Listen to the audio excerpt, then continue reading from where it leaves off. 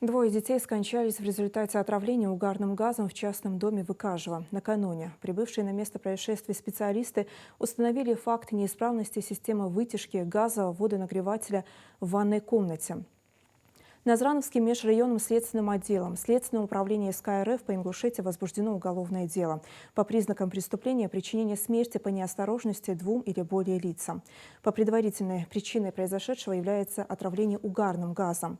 В рамках расследования уголовного дела следователями-криминалистами произведен осмотр места происшествия. Также допрошены специалисты. Проводится комплекс следственных действий для установления всех обстоятельств произошедшего.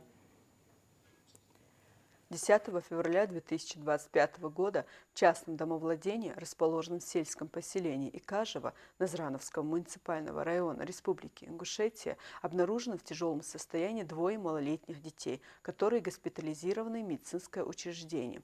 Впоследствии они скончались, не проходя в сознание. Предварительной причиной произошедшего является отравление угарным газом.